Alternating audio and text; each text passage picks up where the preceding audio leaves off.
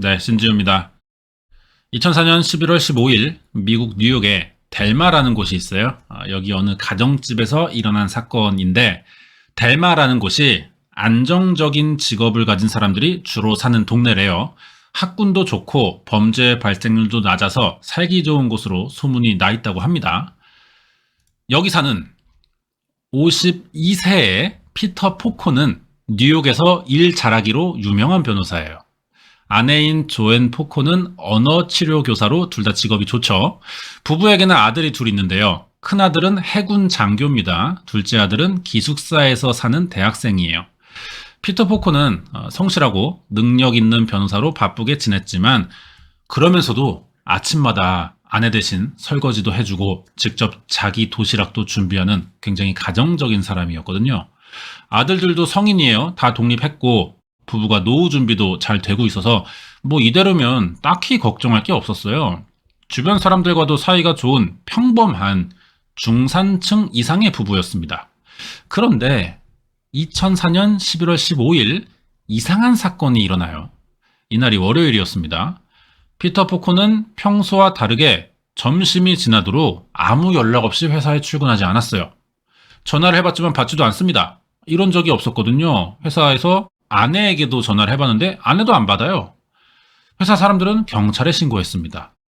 부부의 집을 가봤죠. 그랬더니 피터 포코가 거실에 사망해 있는 거예요. 아내인 조에는 크게 다쳐서 살아있었지만 2층 침실에서 발견됩니다. 경찰은 현장을 보고 돈을 노리고 침입한 강도에게 공격을 받았던 것 같다는 생각을 했어요. 하지만 이게 단순 강도 범죄 사건이라고 보기엔 현장이 좀 부자연스러운 데가 있었다는 겁니다. 경찰은 왜 이런 생각을 했을까요? 이번에는 피터 포코의 집에서 무슨 일이 있었는지를 알아보겠습니다. 자세한 내용 궁금하시면 구독과 좋아요 부탁드립니다.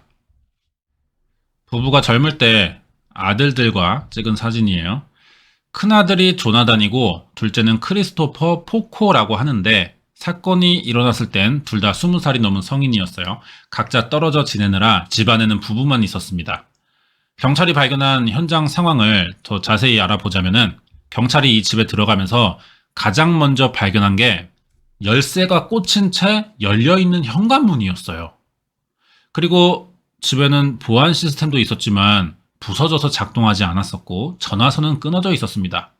피터 포코의 시신은 1층에 현관문과 가까운 거실에서 쓰러진 상태였고요. 거실과 주방 바닥 2층으로 가는 계단엔 혈흔들이 많았어요. 2층엔 부부가 사용하는 침실과 화장실이 있거든요. 침실 입구에는 범인이 사용한 것으로 보이는 도끼가 있었습니다. 이건 평소 차고에 보관하던 피터 부부의 물건이에요. 2층 방 침대에는 아내인 조앤 포코가 쓰러져 있었죠. 자다가 문 앞에서 발견된 도끼에 얼굴을 3번 공격당한 것 같았어요. 피를 많이 흘렸지만 다행히 의식이 있어서 바로 구급차를 불렀고요. 도착하는 동안 경찰이 3가지 질문을 해봅니다. 말하기 어려운 상태여서 조앤이 고개를 끄덕이거나 젓는 식으로 대답했어요. 자, 첫 번째, 범인이 가족 중에 있느냐? 조앤은 아니라고 했습니다. 두 번째, 혹시 큰아들이 범인이냐? 조앤은 아니라고 했습니다. 세 번째, 그럼 둘째 아들이 범인이냐? 조앤은 인상을 쓰면서 고개를 끄덕였어요. 3명의 경찰이 동시에 이 대답을 확인했습니다. 이제 구급차가 도착하자 병원에 보내졌고요. 경찰은 범인을 봤다는 조앤 포코의 진술을 근거로 둘째 아들인 크리스토퍼 포코의 조사를 시작했죠. 조앤의 진술이 있긴 했지만 아직 그렇다고 둘째 아들을 범인이라고 단정 지을 수는 없어요. 가장 중요한 건 물증입니다. 물증을 통해서 입증해야 돼요. 조앤은 위독한 상태인데다 구체적으로 진술한 것도 아니었기 때문에 고개를 끄덕인 대답으로만 100% 확신할 수는 없어요. 하지만 수사를 진행할수록 크리스토퍼 포코에 대한 의심은 점점 확신으로 바뀌기 시작합니다. 그럴 만한 정황 증거가 알고 보니 많은 거예요. 크리스토퍼 포코가 어떤 사람인지 알아보기 전에 피해자인 포코 부부가 사는 집을 먼저 봐둬야 하는데요. 왜냐면 피터 포코의 집 안에서 설명하기 어려운 이상한 일들이 많이 벌어졌던 것 같거든요. 이게 현장 사진입니다. 첫 번째는 2층 화장실의 세면대고요. 밑에는 거실과 주방, 식기세척기, 바닥 사진이에요. 맨 아래가 현관 근처에 쓰러져 있던 피터 포코의 시신인데 혈흔 자국이 있죠, 카페트에. 사진 다, 4장 다 혈흔이 있어요. 2층의 침대에서 발견된 조앤도 피를 많이 흘리고 있었고요. 범행 흉기인 도끼도 침실 문 앞에서 발견됐는데 이상한 건 피터 포코의 시신이 1층 거실에 있었다는 겁니다. 혈흔이 남아있다는 건 피를 흘린 사람이 이 장소에 있었다는 뜻이 되죠. 피터 포코의 피는 맞아요, 이것들이. 그런데 이 사람은 얼굴까지 포함해서 도끼에 찍힌 상처가 온몸에 16개나 나 있었거든요. 공격당한 자리에서 즉사하는 게 자연스러워 보인다는 거죠. 아내는 3번의 공격으로 침대에서 일어나지 못했는데 피터 포코는 어떻게 16번이나 공격당하고 움직일 수가 있었냐는 겁니다. 당연히 도망치면서 공격을 당했던 건 아닐지 이런 생각도 해볼 수는 있어요. 그러자니 집안은 어질러지지 않았다는 거죠. 혈흔이 묻어있던 주변의 물건들이 다 자연스럽게 사용된 그런 흔적들이었다는 거예요. 심지어 주방에는 만든 지 얼마 안 된 샌드위치도 있었습니다. 피터가 매일 아침마다 회사에 가져갈 점심용 샌드위치를 만들거든요. 경찰은 결국 어떤 판단을 하느냐?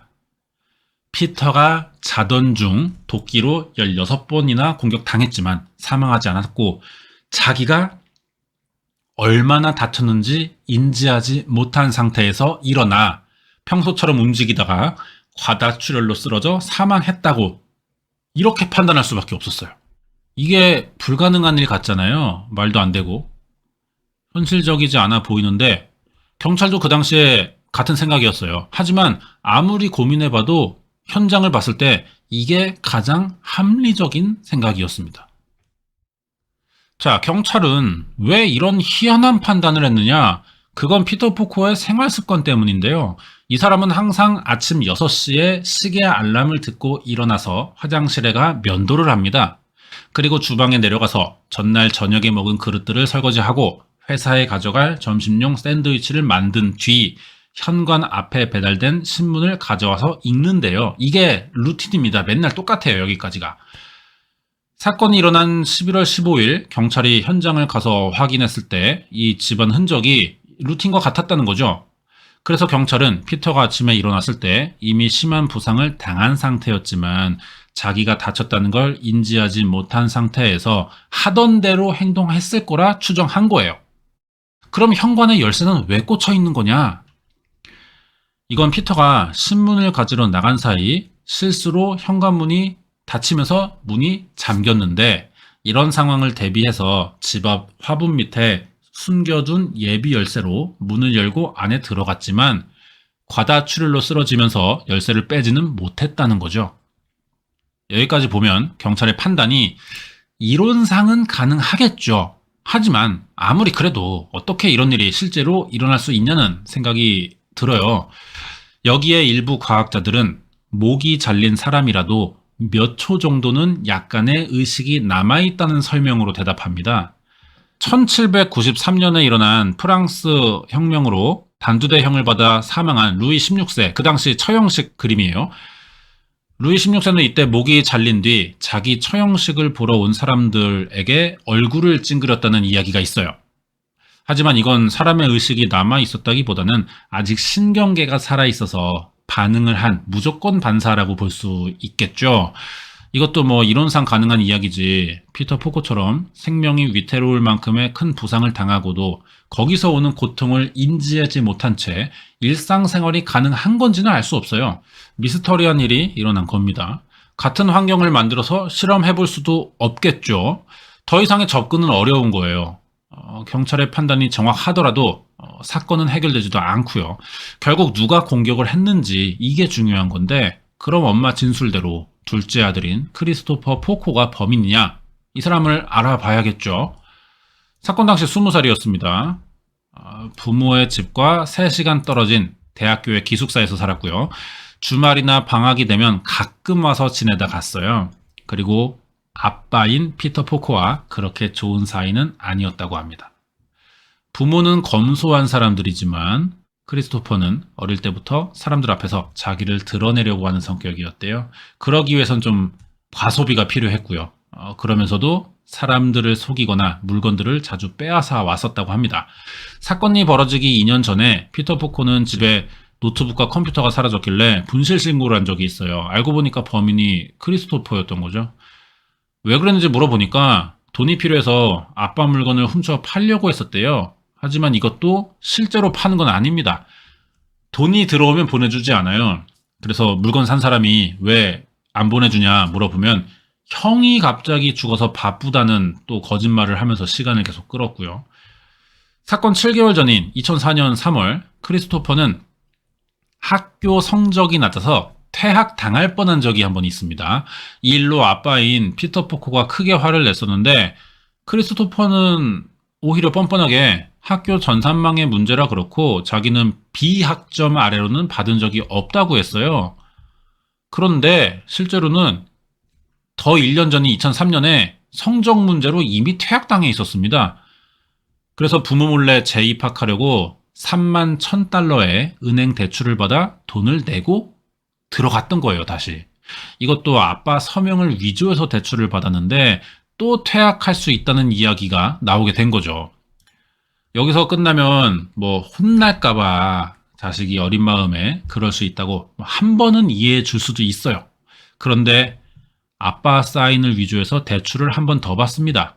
그 돈으로 이 차를 사요. 하지만 사건이 벌어지기 2주 전 피터 포코가 이 사인 위조로 대출받은 사실을 알게 되면서 크리스토퍼에게 대출금을 스스로 갚으라며 혼내는 내용의 이메일을 보냈거든요. 혼내기만 한 것도 아니라 뭐 아빠가 이런 말을 해서 네가 실망할지도 모르지만 여전히 부모는 너를 사랑한다. 뭐 이런 내용도 써놨습니다. 좋은 아빠예요. 피터 포코는 뉴욕의 지명도 높은 변호사입니다. 돈을 잘 벌죠. 대출금 갚는 게 뭐 문제가 되진 않지만 아들의 잘못된 행동과 거기서 생기는 책임을 가르쳐 주려고 했던 건데 크리스토퍼는 아빠의 이메일을 다르게 해석합니다. 자기를 더 이상 책임져 주지 않겠다는 뜻으로 이해한 거예요. 친한 대학 친구나 전 여자친구의 말을 들어보니까 크리스토퍼가 사치를 부리느라 생긴 빚인데도 아빠가 자기를 책임져 주지 않는다면서 화를 낸 적이 있다고 했거든요. 그런데다가 아빠인 피터 포코에게는 18억, 엄마인 조앤 포코에게는 3억 원 정도의 생명보험이 가입돼 있었기 때문에 경찰은 이걸 보고 대출금과 사치로 생긴 빚을 갚기 위해 크리스토퍼가 부모의 보험금을 노린 게 아니냐 이런 의심을 할 수밖에 없던 거죠. 그러면 사건 당일 크리스토퍼는 뭘 했는지가 중요해집니다. 진술한 알리바이와 행적이 정확히 다 확인되지가 않았어요. 학교 기숙사 휴게실 소파에서 뭐 TV를 보다가 잠이 들었다고 했었는데 확인해보니까 그날 기숙사에서 크리스토퍼를 본 사람이 없습니다. 밖으로 나갔다는 거죠. 사건 하루 전날인 밤 10시 30분 크리스토퍼의 노란색 지프가 학교 밖으로 빠져나간 장면이 이거예요. CCTV에 찍혀 있었습니다. 그리고 다음날 오전 8시에 학교로 다시 돌아왔어요. 이 사이가 범행 추정 시간이 되는 거죠. 이 문제에 크리스토퍼는 차를 다른 곳에 주차하려고 잠깐 이동했던 것뿐이라고 설명했지만 부모가 사는 델마 방향의 고속도로 톨게이트 직원이 이 차를 받고 안에는 백인 남자가 타고 있었다는 진술을 했거든요. 결국 사건이 일어났던 시간대에 자기가 학교에 있었다는 크리스토퍼의 알리바이는 거짓말이라는 겁니다. 그럼 어디 있었냐?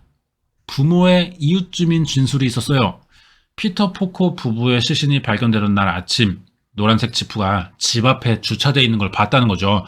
그래서 피터의 아들이 집에 온 줄 알았다고 생각했었다는 거예요. 이 외에도 크리스토퍼는 범행이 가능한 조건을 다 갖추고 있었습니다. 부모 집에 보안장치가 설치되어 있다는 걸 아는 사람이고 해제할 비밀번호도 안다는 점, 차고에 도끼가 있다는 사실도 알고 있을 가능성이 높아요. 하지만 자기는 결백하다면서 범행을 인정하지 않았거든요. 이렇게 말할 수 있는 이유가 뭐냐? 현장을 보면 부모가 피를 많이 흘린 상태인데 이 정도 양이면 범인의 몸에도 튈 수밖에 없다는 겁니다. 그리고 자기가 범인이라면 운전을 했으니까 차에도 피가 묻어야 할 텐데 자기 차에는 부모의 혈흔이 없다는 거예요. 그래서 차 내부 감식해봤더니 실제로 부모의 피는 전혀 나오지 않았습니다. 범행에 사용된 도끼에서도 지문이 발견되지 않았어요. 그리고 집 밖으로 이어지는 끊긴 전화선에는 오히려 다른 사람의 지문이 나왔거든요. 그래서 자기는 범인일 수가 없고, 여기에 갑자기 엄마인 조앤 포코도 현장에서 경찰에게 했던 진술을 번복합니다. 아들의 결백을 주장하는 거예요. 조앤 포코는 치료를 받고 회복했지만 그날 범인에게 당한 상처는 계속 남아있었거든요. 병원에 옮겨지기 직전에 경찰은 부부를 공격한 범인이 둘째 아들이냐 물어봤고, 조앤 포코는 그렇다는 의미로 고개를 끄덕여서 경찰이 여태 크리스토퍼를 조사하고 있던 건데 치료를 다 받고 나더니 그때는 사건의 충격으로 혼수 상태여서 잘못 대답했었다는 거예요. 재판을 앞둔 상태였는데 판사에게 결백한 아들을 그만 괴롭히고 진짜 범인을 찾아달라는 편지까지 보냅니다. 이렇게 사건의 진실이 불투명해져 버린 거예요. 그러자 아직 등장하지 않은 또 다른 가족의 말을 들어볼 필요가 생깁니다. 크리스토퍼의 형인 조나단이죠. 형 생각은 엄마랑 완전히 달랐어요. 크리스토퍼는 예전부터 전혀 감정이 보이지 않는 상태로 거짓말을 해와서 소시오패스가 아닐까 의심했었고, 자기 이익을 위해서라면 부모라도 충분히 공격할 만한 사람이라고 생각한다는 거죠. 자, 이제 재판인데요. 범인을 100% 확신할 수 있는 증거는 아직 없거든요. 거기에 엄마가 용의자를 보호하고 나섰으니 무죄 추정의 원칙대로면 크리스토퍼가 유리했습니다. 하지만 또 다른 가족이 정반대의 생각을 가지고 있으니까 이제 재판은 아무도 예상할 수 없는 상태에서 열리게 된 거예요. 사건 1년 7개월 만인 2006년 6월 27일 첫 재판인데, 크리스토퍼 포코는 경찰에 진술한 대로 자기 차에서 부모의 피 나오지 않았고 범행 흉기에도 지문은 없었다는 점을 근거로 결백을 주장했어요. 하지만 대학에서 동물 수술과 청소하는 방법의 수업을 들은 적이 있다는 증언이 나옵니다. 부모 혈액이 차에서 발견되지 않았다는 건 증거인멸의 가능성이 있다는 거죠, 이제. 이걸로 변호사는 더 이상 크리스토퍼가 결백하다고 주장할 수가 없었어요. 변호사의 주장이 약해지자 배심원은 크리스토퍼가 부모의 사망보험금을 노린 범행이었다며 유죄를 결정했고요. 판사는 2급 살인죄와 살인 미수 혐의로 50년간 가석방이 금지된 종신형을 선고했습니다. 첫 가석방 심사는 2052년 12월에 열릴 거예요. 열리는 거지 이때 나오는 건 아닙니다. 이 사람이 교도소 생활을 얼마나 잘 했느냐, 이게 중요하겠죠. 준비한 내용은 여기까지고요. 뒤에 관련된 이야기 조금 남아있어요. 이번 영상은 2004년 미국에서 일어난 크리스토퍼 포코의 부모 살인사건 파일이었습니다. 관련된 이야기 알아보자면 영화 이야기인데요. 크리스토퍼 포코 사건이 유명해지면서 2013년에 영화가 제작됐어요. 로미오 킬러라고 하는데, 이 사건이 영화화 된다는 이야기가 들리자 크리스토퍼가 제작사에 소송을 낸 거예요. 자기는 범인이 아닌데 범인처럼 보이게 영화를 만들었다는 거죠. 하지만 패소했고 영화는 개봉했습니다. 크리스토퍼는 아직도 자기가 범인이 아니라고 주장하는 중이에요. 그런데 믿어주는 사람은 없죠. 이 사건은 둘째 아들인 크리스토퍼의 범행으로 인정되면서 끝이 났어요. 하지만 아직 밝혀지지 않은 게 있죠. 아빠인 피터 포코는 어떻게 죽기 직전까지 공격을 당해놓고 평상시처럼 행동할 수 있었냐는 겁니다. 이 부분은 정확한 설명이 아직은 불가능해요. 대신 비슷한 이야기를 하나 하자면은 이겁니다. 머리가 잘린 채 18개월을 산 닭이 있었거든요. 1945년 9월 10일이었는데 미국 콜로라도주에서 이 사람이 양계장을 하던 로이드 올슨이라고 합니다. 장모님이 온다길래 기르던 닭을 잡아서 요리를 할 생각이었어요. 그래서 도끼로 목을 내리쳤죠, 닭을. 그런데 이 닭이 죽지 않고 그대로 계속 돌아다녔다는 겁니다. 이게 단순히 살아만 있는 게 아니라 아직 자기가 머리가 있다고 생각하는 것처럼 깃털을 정리하려고 목을 움직이거나 모이를 쪼아 먹으려는 움직임도 보였다는 거죠. 머리만 없는 거지 보통의 닭과 똑같은 행동이었대요. 로이드는 너무 신기해서 이 닭을 계속 기르기로 합니다. 머리가 없으니까 입으로 음식을 줄 수가 없잖아요. 그래서 닭 목에다가 먹이를 넣어줬는데 하루도 버티지 못할 것 같다고 생각했지만 닭이 건강하게 계속 살아있었다는 거죠. 그래서 로이드는 닭에게 마이크라고 이름을 지어줍니다. 그리고 여기저기 다니면서 공연을 해요. 돈을 벌기 시작한 거죠. 이렇게 마이크는 머리가 없는 채 18개월을 더 살다 죽었거든요. 이것도 먹이가 기도에 걸리는 바람에 호흡곤란으로 죽은 거예요. 음식을 갈거나 죽으로 만들어서 먹였으면 더 살았겠죠. 어떻게 이런 일이 가능하냐? 닭의 구조는 인간과 다르다는 거예요. 뇌간이라는 부위가 중요한데 뇌와 척수를 연결해 주면서 생명 활동을 유지하는 가장 기본적인 활동을 제어하는 부분입니다. 뇌간. 그래서 뇌간만 손상되지 않으면 이론상 다른 곳이 심각하게 다쳐도 기초적인 생명 활동이 가능하다는 거죠. 왜 이론상이냐면 사람의 뇌간은 뇌에 있어요. 그런데 닭의 뇌간은 목에 있습니다. 머리 바로 밑에 있거든요. 로이드는 닭 목의 뇌간 윗부분을 잘랐을 거예요. 생명 활동이 그래서 정지하지 않는 상태였고 영양도 계속 공급되니까 죽지 않은 거죠. 이걸로 피터 포코의 경우를 생각해 보자면 머리와 온몸에 16번이나 도끼로 공격을 당했지만 뇌간이 손상되지 않았을까? 한번 이렇게 생각해 봐야 돼요. 그래서 평소처럼 움직일 수는 있지만 지혈하지 못해서 과다출혈로 사망하지 않았나 이렇게 추측을 지금 하는 중이죠. 하지만 이것도 이론상의 추측이고요. 그 순간을 의학적 견해로 목격한 사람은 없기 때문에 정확한 이유는 알 수가 없습니다. 그래서 사건은 해결됐지만 이 부분은 아직도 미스터리로 남아있어요. 여기까지입니다.